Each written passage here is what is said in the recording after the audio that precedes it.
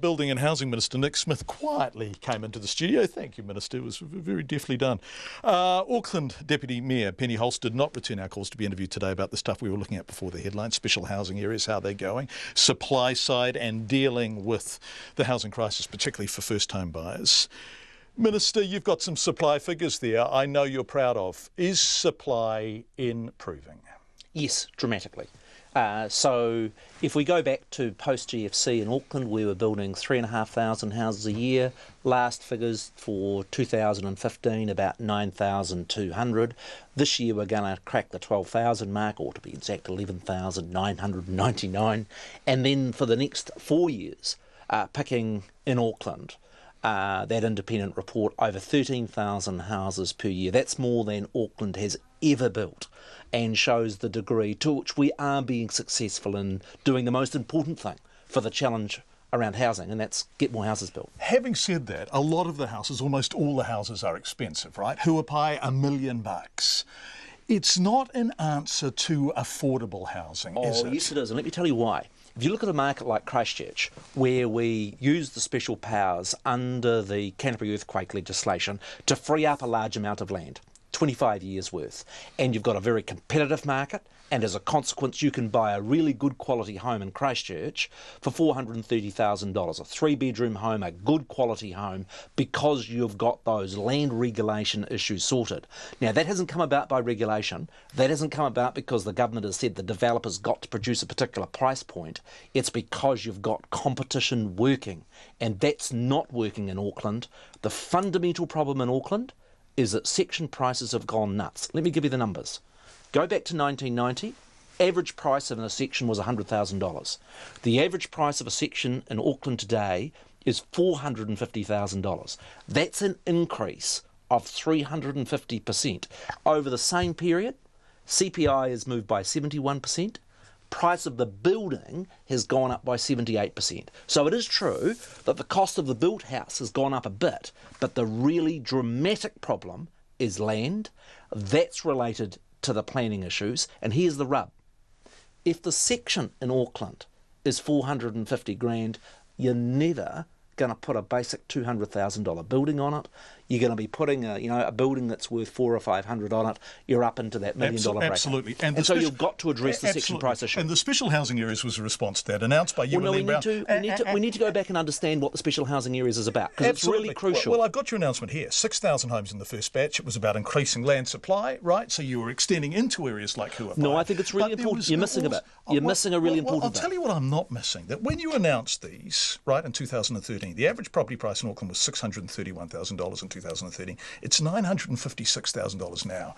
In other words, it hasn't had the impact you desired. Well, let's go back and say whether it's been successful in growing supply. Clearly it has. It hasn't got on top of house price inflation in Auckland. Your figures are absolutely correct in that respect. But here's the rub and here's the problem. What we said with the special housing areas is that Auckland's got poor plans. They were written in the 1990s. There was huge conflict between the old Auckland Regional Council and the city and district plans. Yet you've got a really contentious argument, of which the Auckland Council's going to have to sort out this next month, and that is between people who don't want Auckland to grow out or to grow up. And what we said was, we need to have a process to give people a fair say. And there's been a lot of rub about people arguing they're not getting... Let me finish, because it's really important. You're talking about the unitary plan, right? That's right. You've meandered away from your special housing because the two are absolutely connected. And you need to let me finish here, John. Okay. Because the issue is this. The special housing areas was a fast-track mechanism for land zoning. It was saying, look, we can't deliver a new plan overnight. Already we've got people in up in arms that the unitary plan has been too fast. So what we need to do is to have a short-term dirty fix, the XHAs, and that mechanism we're going to use to try and do some stuff in the short term, but we always said the long-term solution was the unitary plan and the RMA changes. I just wrote that down that phrase, fast-track mechanism for land zoning. Yes, absolutely. So the developers get the fast-track mechanism for land owning. For land zoning. They get in there. They get a bit of a get-out-of-jail-free card on the RMA. They get Not in the case. really. Well, they do. They get. But here's the cultural problem, because you're looking at this all the wrong way. Well, You're looking at it all the wrong way. I just want to look at the fact. They get in Huapai $9.9 million of council spending in terms of new infrastructure out there. That's the ratepayers paying for that. The developers get to make the profit. There's not that's wrong. That's incorrect too. There's not a house out there yet. There's not one house out there yet. Oh, look, if you look over the... And if you look, I've got this ad here from Trade Me. So this is land adjacent to the SHA, and it's being sold, and here it is on Trade Me, potential short-term land banking. And that's your problem, isn't it? Well, but that here's you the made solution, the land John. available, and people still want to make a profit. But John, here's the way you're looking at it all wrong. And the way you're looking at it wrong is that it's somehow a privilege to let somebody develop land on their property. But that's the problem. The problem is that we keep putting regulation in the way of people being able to build houses. Here's the problem. So do you want developers in Huapai subdividing and selling sections for 580, Look, this is privately owned land. This is privately owned land, They John. got onto it through an SHA. And the way in which... They got onto it through an SHA. They're now subdividing and selling 400 square metre sections for 580 it's grand. Private it's land, outrageous, John. isn't it? Well, the way to fix that problem is to ensure, as in Christchurch, that you free up sufficient land, there's genuine competition. The reason that they're able to ask for such ridiculous prices for that land is because we have not released sufficient. And if you do that in any market, now, unless you're suggesting that somehow we do a Soviet-style nationalisation of all the land, and we're not... That's a reductio ad absurdum. No, it's not. How do you answer this question for me, because I think you miss it.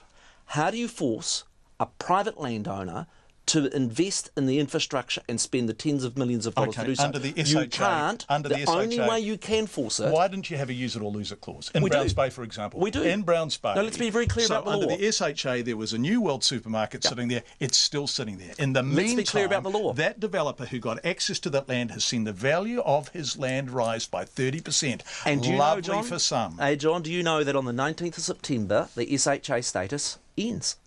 So what will happen to that land then? Well, then that's a question for the unitary plan. I come back to the question, Doesn't the developer John. get to sell it at John, lovely profit? John, I don't think you understand the supply chain of the way in which land is brought into housing. And that is, every one of those developers has a choice as to whether they use the traditional RMA process or whether they go down the special housing area status. And the question, for instance, if you take the Browns Bay example, is what is the unitary plan going to say tomorrow about what the rules are on that development? Except all around that development, there are apartments going up that aren't part of the SHA that are being built by just private enterprise. Exactly. And that's where the misunderstanding that you have bought into is this idea that the special housing area was anything more than fast-track zoning. That was... Auckland has not provided sufficient land for growth. So why did you talk about affordable in here? Why was that? Because there are. Well, let me take the very first SHA. Okay, so how many affordable houses have been built and are being lived in SHA? Well, I could take you to a subdivision like Weymouth, the very first SHA that I launched with Len Brown. I was out there. Yeah, great. And you could go there, and 164 houses have been completed to this date. Every one of those 164 is in the affordable range. So I'll tell you why. 164 there, 100%. about 150 in Hobsonville? Yeah, about that number. So none in Huapai? You've got none here's the difference. None in Mount Eden yet? Are we even getting to 1,000? Are we even getting to 1,000 affordable homes, Minister? Well, here's the difference. When the government owns the land, in Weymouth it was ex-Child, Youth and Family, Hobsonville was ex-Navy, then the government can determine the price point. But unless you're going to nationalise the land, actually, we do not control the price point around houses on private land, and the answer to getting affordability on private land is competition and freeing up sufficient land as we have in Christchurch, and that is exactly what we need out of the unitary plan tomorrow from Auckland. So, what are you hoping for from the unitary plan? And have you had any kind of briefing from the council? No, I haven't. You haven't had any kind of sneak preview at all? No, I haven't. And I've been absolutely religious about respecting the independence of that hearings panel. Oh, there's been a little bit of pressure from the government, hasn't there, about the unitary plan? Well, the hearings panel is a judicial process, and Judge Kirkpatrick has done, in my view, an outstanding job. I actually don't know what's in it. What I do have is confidence that he understands the need to resolve the question, because this is the real source of the juggernaut that has got Auckland into this housing predicament, and that is you've got strong NIMBYism against being able to do intensification. Some people don't like that. Equally so, out the Greenfields areas, there are those that are strongly opposed to that.